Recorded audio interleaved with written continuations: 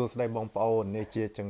ញ្ចៀនពេជ្រនិងត្បូងកន្ទឹមដោយជ្រុះបាត់ត្បូងពេជ្រតូចហើយនឹងកាត់តម្រូវដៃភ្ញៀវបងប្អូនដូចឃើញរូបខាងក្រោមនេះខ្ញុំកាត់ខ្ញុំពុតទីទៀតខ្ញុំនឹងផ្សារវាហើយវាចិញ្ចៀន2ភ្ញៀវតែមួយអញ្ចឹងយើងត្រូវផ្សារវា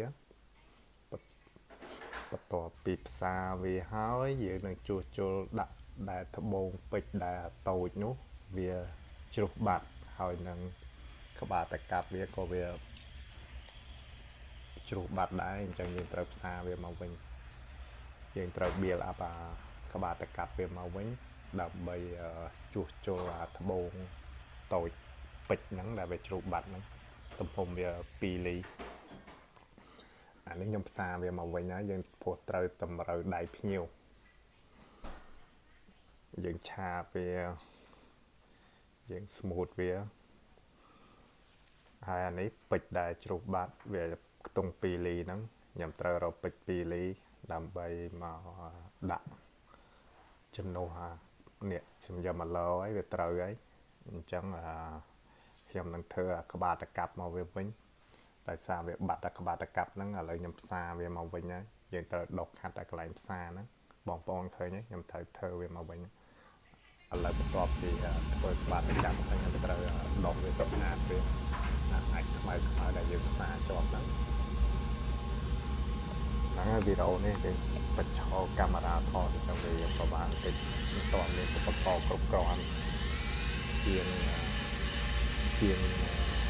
ថ្មីអាម៉ូតថ្មីអញ្ចឹង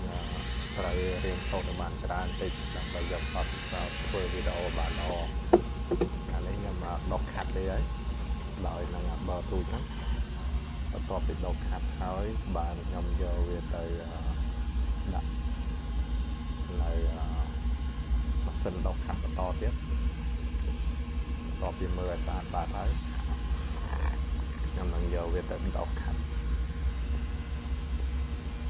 ត្បូងកណ្ដៀងនេះស្អាតហើយពេជ្រស្អាតមួយយ៉ាងដែរព្រោះជាលើស្រី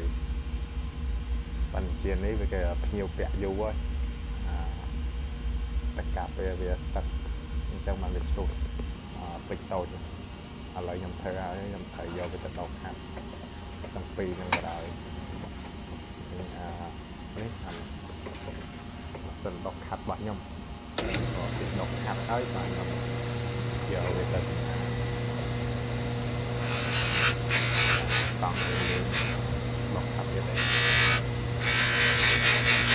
យើងមិនធ្វើឲ្យភ្ញៀវដុសខាត់វាបានតែមើលទៅដូចស្វ័យភ្ញៀវខ្ញុំមួយកាលណាយកហ្នឹងទៅគឺនៅតែស្រឡាញ់ពេញចិត្តណាស់មើលទៅដូចស្វ័យទៅវ៉ាហើយចាំពេលត្រូវថតទៅយើងថតឲ្យគ្នាកិច្ចកម្មយ៉ាងម៉េច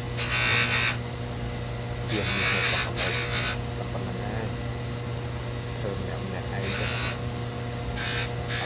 ឃើញតែជាមានតែស្មាយទៅយើងជុំស្អាត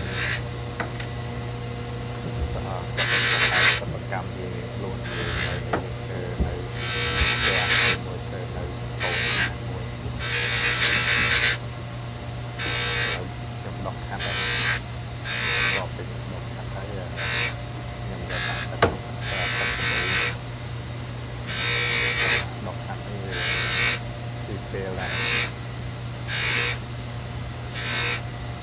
ដើម្បីឲ្យវាពេញពីបងប្អូនដែលវាតាមប៉ុណ្ណាហ្នឹងហើយបងប្អូនមានបញ្ហារឿងគ្រឿងអលង្ការអាចខំហើយវាសំណួរទូខ្ញុំអាចឆ្លើយបាននេះខ្ញុំដាក់ក្នុងទឹកសាប៊ូជាពិសេសបងប្អូននៅអាមេរិកអាចទៅជាភាសាអង់គ្លេសមកហើយខ្ញុំនឹងឆ្លើយទៅតាមសំណុំ question ហើយនេះខ្ញុំធ្វើហើយឥឡូវខ្ញុំ steam ហើយខ្ញុំផ្លុំវាផ្លុំនឹង steam ហ្នឹងទៅធ្វើ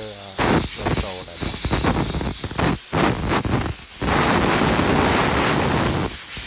បាទយើងដាក់មកឥឡូវយើង ផ្លុំឲ្យបងប្អូនឃើញទេវាស្អាតទេដូចថ្មីចឹងតិចទៀតពេលរូបភាពដងក្រោយខ្ញុំថារ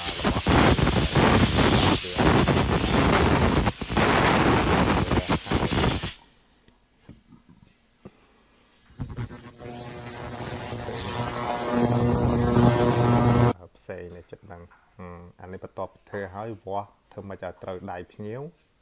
បន្ទាប់ពីត្រូវដៃភ្ញៀវហើយខ្ញុំត្រូវយកវាទៅឆែកឲ្យវា make sure ឃើញទេបងប្អូនឃើញទេនេះ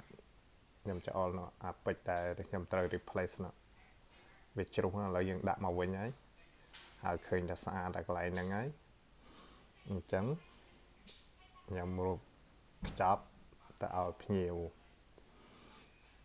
ដូចថ្មីអញ្ចឹងឃើញទេបងប្អូនសូមជួយ like វីដេអូហើយនិង share ផង